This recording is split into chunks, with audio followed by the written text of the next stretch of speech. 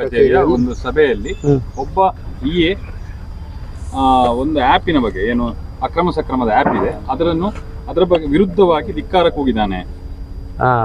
ಇಲ್ಲ, ಇದರ ಬಗ್ಗೆ ಯಾವುದೇ ಅಧಿಕಾರಿ ಕೂಡ ಸರಕಾರದ ಕಾನೂನಿನ ಬಗ್ಗೆ ಧಿಕ್ಕಾರ ಕೂರುವಂಥ ಅಗತ್ಯ ಇಲ್ಲ, ಅವನಿಗೆ ಅಧಿಕಾರ ಕೂಡ ಇಲ್ಲ. ಇದು ನನ್ನ ಗಮನದಲ್ಲಿಲ್ಲ. ಇದನ್ನು ನಾನು ಪರಿಶೀಲನೆ ಮಾಡ್ತೇನೆ. ಎಲ್ಲಾದರೂ ಅಂಥ ವಿಡಿಯೋಗಳು ಇಲ್ಲದ್ರೆ ಅವನು ಮಾತಾಡೋದು ಸಿಕ್ಕಿದ್ರೆ ಅವನನ್ನು ಇಮಿಡಿಯೇಟ್ ಸಸ್ಪೆಂಡ್ ಮಾಡ್ತೇವೆ.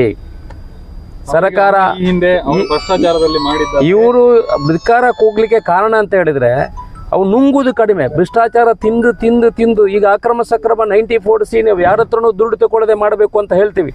ಆದರೆ ಜನಗಳನ್ನು ಅಲ್ಲಲ್ಲಿ ಸ್ವಲ್ಪ ಸ್ವಲ್ಪ ಹೆದರಿಸಿ ಬದರಿಸಿ ತಗೊಳ್ಳುವಂಥ ಕೆಲಸಗಳು ನಡೀತಿದೆ, ನನ್ನ ಗಮನಕ್ಕೆ ಬಂದಿದೆ. ಮೊನ್ನೆ ಎಲ್ಲ ತಹಸೀಲ್ದಾರರು ಸೇರಿ ಎಲ್ಲ ವಿಎಗಳನ್ನು ಸೇರಿ ಮೀಟಿಂಗ್ ಮಾಡಿದ್ದೀನಿ. ನನ್ನ ಹೆಸರು ಎಲ್ಲಾದರೂ ಹೇಳಿ ನೀವು ದುಡ್ಡು ಕಲೆಕ್ಟ್ ಮಾಡಿದರೆ ಚಪ್ಪಳಿಯಲ್ಲಿ ಹೊಡಿತೀನಿ ಅಂತ ಹೇಳಿದ್ದೀನಿ.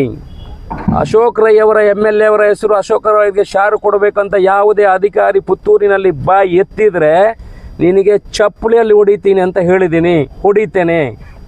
ಯಾರೂ ನಾನು ಸಾರ್ವಜನಿಕರ ಹತ್ರ ಹೇಳೋದು ದಯಮಾಡಿ ದುಡ್ಡು ಕೊಡಲಿಕ್ಕೆ ಹೋಗಬೇಡಿ. ಅವರು 2 ದಿವಸ ಫೈಲ್ಗಳನ್ನು ಇಡಬಹುದು, 3 ದಿವಸ ಫೈಲ್ಗಳನ್ನು ಇಡಬಹುದು, ನಾವು ಬಿಡುಗಡೆ ಮಾಡಿ ಕೊಡ್ತೇವೆ. ನಾವು ಹೇಳಿದ್ರು ನೀವು ದುಡ್ಡು ಕೊಡ್ತೀರಲ್ಲ, ನೀವು ದುಡ್ಡು ಕೊಡಲಿಕ್ಕೆ ಹೋಗಬೇಡಿ.